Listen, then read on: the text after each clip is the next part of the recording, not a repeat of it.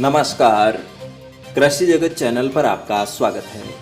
राजस्थान के दैनिक मौसम समाचारों के साथ मैं हूं अचल सिंह देवराज। आज 16 अगस्त है और समय है शाम के 4 बजे। और इस समय की सैटेलाइट इमेज पर यदि नज़र डालें तो राजस्थान के कई भागों में घने काले बादल छाए हुए हैं और इस समय जयपुर, दौसा, सवाई माधोपुर, टोंक, बारा, झालावाड़, बीकानेर, चूरू, सीकर, नागौर, जैसलमेर, जोधपुर, पाली, अजमेर और आसपास वाले इलाकों में अगले 2 से 3 घंटों के दौरान बारिश की अच्छी गतिविधियां होने की प्रबल संभावना है। और मौसमी सिस्टमों की यदि बात करें तो बंगाल की खाड़ी की तरफ से आ रहा डिप्रेशन मौसमी सिस्टम अभी भी कमज़ोर नहीं पड़ा है और पहले कयास लगाए जा रहे थे कि आज दोपहर तक ये मौसमी सिस्टम कमज़ोर पड़ कर के वेलमार्क लो प्रेशर बन जाएगा, लेकिन मौसम विभाग की तरफ से ये संभावना जताई जा रही है कि अब अगले 6 घंटों में ये कमज़ोर पड़ेगा। और इस सिस्टम का असर कहाँ पर कितना होगा और इस मौसमी सिस्टम का ट्रैक राजस्थान के किन किन जिलों से होकर के रह सकता है, इस विषय पर चर्चा करने के लिए आज हमारे साथ 2 विशेष मेहमान जुड़े हुए हैं। पहले हैं मौसम विज्ञान केंद्र जयपुर के निदेशक डॉक्टर राधेश्याम जी शर्मा और दूसरे हैं स्काई मैट वेदर के वरिष्ठ मौसम वैज्ञानिक डॉक्टर महेश पलावत। तो आप दोनों मेहमानों का कृषि जगत चैनल पर हार्दिक स्वागत है। महेश पलावत सर और राधेश्याम जी शर्मा साहब, नमस्कार। नमस्कार जी, बताइए। जी नमस्कार, बताइए। जी सर।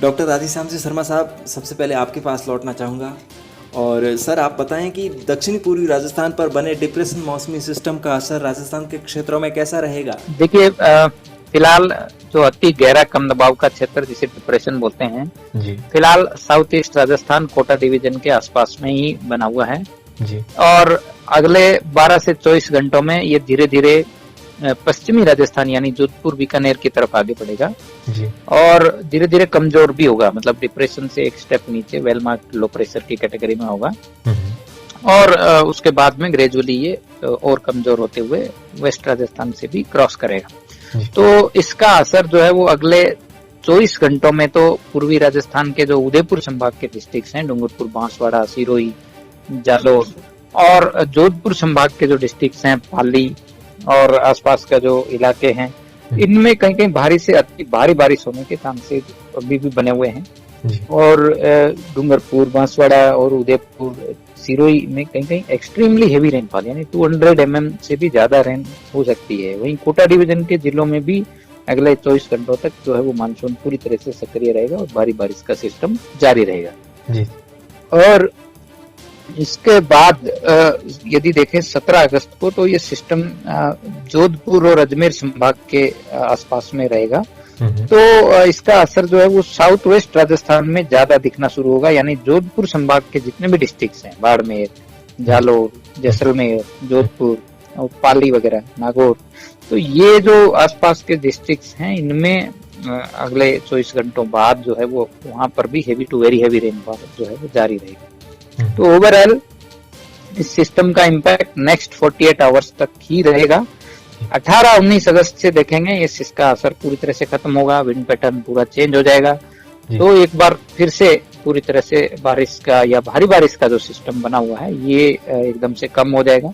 केवल लाइट रेन या छुटपुट बरसात का ही सिस्टम जो है वो 18-19 अगस्त से रहेगा जी सर इस सिस्टम का ट्रैक क्या रह सकता है? देखिए, इसका अभी जो लोकेशन एग्जैक्ट है ये कोटा डिवीजन, मतलब कोटा के एकदम नियर बाई में है, कोटा के यू कह सकते हैं साउथ ईस्ट राजस्थान में है। लेकिन अगले 12 घंटों तक या शाम होते होते ये धीरे धीरे कोटा से आपका बूंदी, अजमेर की तरफ में आगे जरूर बढ़ेगा, लेकिन मैं कहूंगा साथ ही साथ इसका इंटेंसिटी भी कमजोर होगा। तो डिप्रेशन से जब ये वेलमार्क लो प्रेशर में आ जाएगा तो उसका एग्जैक्ट सेंटर नहीं बोलते हैं, तो फिर एक लार्ज एरिया के रूप में ही जाना जाएगा। तो यूं कह सकते हैं शाम तक ये अजमेर के आसपास में आ जाएगा और उसके बाद में अगले 12 घंटों में ये देखेंगे तो जोधपुर, नागौर को भी यूं कह सकते हैं, नागौर को क्रॉस करके जोधपुर, फलौदी, बीकानेर का जो एरिया है उस इलाके की तरफ में ये धीरे धीरे आगे बढ़ेगा। तो 24 से 48 घंटों तक इसके असर से मानसून विशेष एक्टिव रहेगा जी। सर राधेश्याम जी शर्मा साहब, आपको बहुत बहुत धन्यवाद उपयोगी जानकारी देने के लिए। All right, thank you very much. और महेश फलावत सर, अब आप बताएं कि राजस्थान के क्षेत्रों में इस सिस्टम का असर कैसा रहेगा और ट्रैक क्या रह सकता है? अब जो बारिश की गतिविधियां हैं वो साउथ राजस्थान में अच्छी हुई हैं वैसे भी, और आगे भी साउथ राजस्थान में ही ज्यादा दिखाई दे रही है। मतलब साउथ और साउथ ईस्ट राजस्थान, जैसे कि आपका हो गया कोटा, बूंदी, बारान, भीलवाड़ा, झालावाड़, उदयपुर, चित्तौड़गढ़, अजमेर, जोध, जालौर, फलौदी और जैसे राजसमंद, डूंगरपुर, बांसवाड़ा, ये सारे इलाके अच्छी बारिश देखेंगे। और ये अगले 24 घंटों तक रहेगी भारी बारिश कई इलाकों में।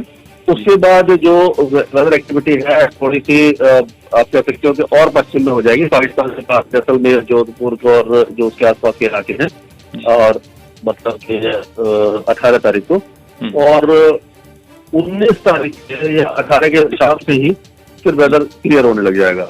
और फिर 2-3 दिन मतलब कोई वेदर एक्टिविटी 20 तारीख को दिखाई नहीं दे रही, और फिर 21 तारीख से फिर शुरू हो जाएगी। और वो आपका जो नया वेदर सिस्टम एक और बंगाल की खाड़ी में बन रहा है, लो प्रेशर एरिया बनेगा, और वो फिर पश्चिम दिशा में आगे बढ़ेगा। तो आप कह सकते हैं कि 21 तारीख से फिर से सवाई माधोपुर से लेकर के कोटा, बूंदी, बारन, भीलवाड़ा, इलाहाबाद, ये सारे इलाके यानी पश्चिमी राजस्थान, पूर्वी राजस्थान, माफ कीजिएगा, पूर्वी राजस्थान को फिर से कवर करेगा।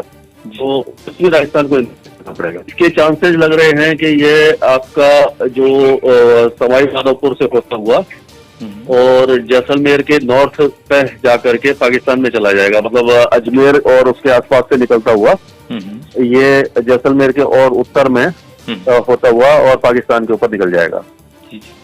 तो मतलब लेकिन फिर जो इसके क्या होता है कि जो वेदर सिस्टम होता है उसके दक्षिण पश्चिम में बारिश ज्यादा होती है, तो इसीलिए जो जिन जिलों से गुजरेगा उसके दक्षिण में ज्यादा बारिश होगी। जी सर। तो डॉक्टर महेश फलावत सर, आज आपने बहुमूल्य समय निकाला और कृषि जगत चैनल के साथ जुड़ करके राजस्थान के मौसम के बारे में दर्शकों को बहुत ही उपयोगी जानकारी दी।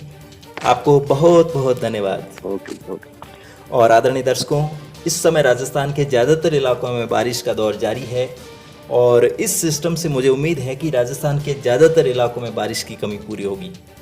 तो अब जल्द ही अगले बुलेटिन में हर गांव और जिलेवार मौसम की जानकारी दी जाएगी, लेकिन अभी के लिए बस इतना ही। आप कमेंट करके अपने गांव के मौसम का हाल ज़रूर बताइएगा। फिर मिलेंगे, नमस्कार।